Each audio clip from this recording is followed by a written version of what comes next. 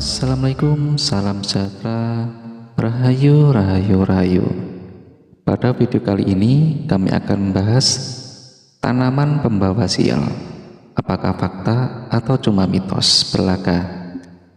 Percaya atau tidak, namun banyak orang yang menganggap hal ini sebagai sebuah fakta yang tidak bisa diabaikan. Menurut Anda, bagaimanakah mereka yang percaya, terutama mendasarkan kepercayaannya pada filosofi dari ilmu Feng Shui serta vastu sastra yang terkenal di seluruh dunia? Segala sesuatu menurut filosofi tersebut dikatakan akan membawa keberuntungan atau kemalangan tersebut. Juga soal jenis tanaman yang membawa sial. Bahkan ada juga beberapa jenis tanaman pembawa sial menurut Islam sebaiknya dihindari jika Anda tidak ingin tertimpa sial dan kemalangan. Maka sebaiknya hindari menanam 8 jenis tanaman pembawa sial berikut ini. Nah, inilah 8 tanaman pembawa sial yang sebaiknya jangan ditanam di rumah.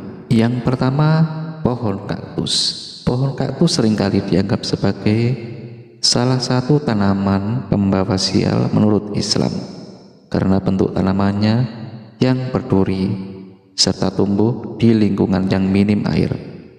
Dalam situasi tertentu seperti pada musim panas, pohon kaktus mungkin saja tumbuh di kebun Anda karena kondisi tanah cukup kering dan kurang lembab. Bahkan menurut Feng Shui dan fasilitas serap pun sebaiknya tanaman ini tidak dipelihara karena menimbulkan kemalangan berupa konflik antar pihak keluarga baru.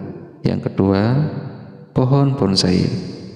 Menurut filosofi vastu sastra, pohon bonsai dan beberapa pohon lainnya yang menghasilkan bunga berwarna merah sebaiknya tidak ditanam di luar rumah.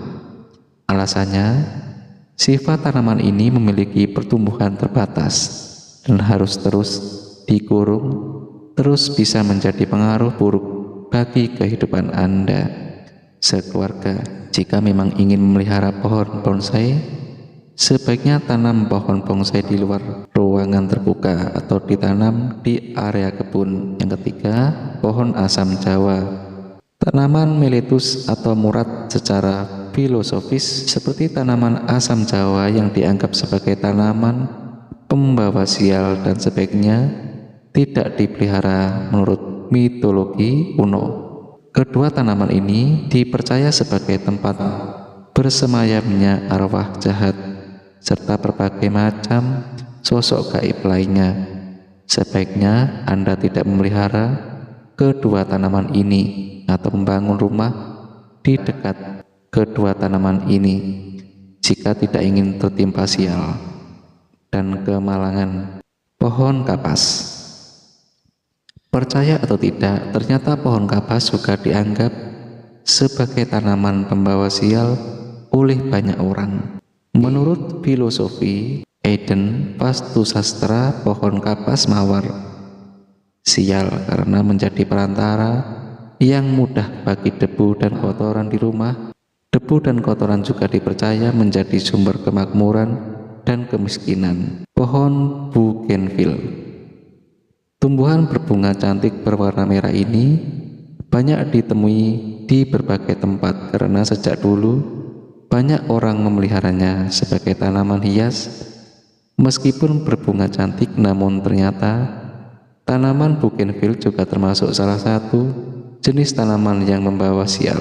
Menurut filosofis yang sudah vastu sastra, tanaman bougainville sebaiknya tidak dipelihara di rumah karena dapat menyebabkan kesialan, terutama dalam hubungan romansa.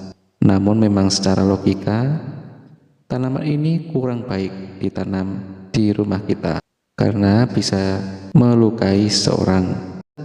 Pohon pepaya.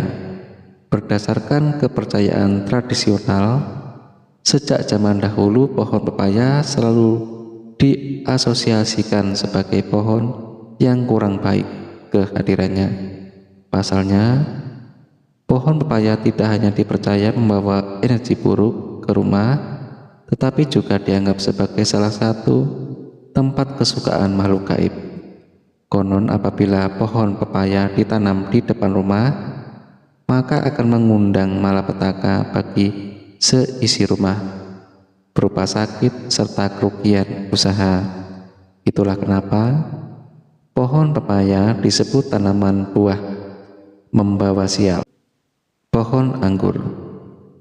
Ternyata pohon anggur termasuk tanaman buah pembawa sial. Meskipun buahnya nikmat dan dapat dijadikan sebagai olahan lezat, namun banyak orang yang enggan memelihara. Mitos pohon anggur sebagai tanaman buah yang membawa sial datang dari banyak kepercayaan. Dalam kepercayaan masyarakat Jawa, contohnya pohon anggur dianggap dapat membawa kebangkrutan bagi sang pemilik. Selain itu, ada juga yang menyebut pohon anggur sebagai tanaman pembawa sial karena membawa energi negatif. Tanaman mati. Selain tanaman hidup, tanaman mati juga ternyata bisa menjadi jenis tanaman pembawa sial bila dibiarkan dan tidak diurus. Sebisa mungkin jangan sampai ada tanaman yang mati jika memang dipelihara di dalam rumah. Jika tanaman terlanjur mati, maka segeralah bersihkan dan buang tanaman dari lingkungan rumah. Tanaman mati dipercaya dapat membawa sial karena bisa menjadi sumber elemen negatif dan kemalangan yang bersemayam di dalam rumah. Nah, tadi itulah 8 tanaman pembawa sial yang sebaiknya jangan ditanam di rumah. Jadi, apakah di rumah kalian ada salah satu tanaman pembawa sial ini? Jangan lupa komen di bawah. Sampai berjumpa lagi di kesempatan berikutnya.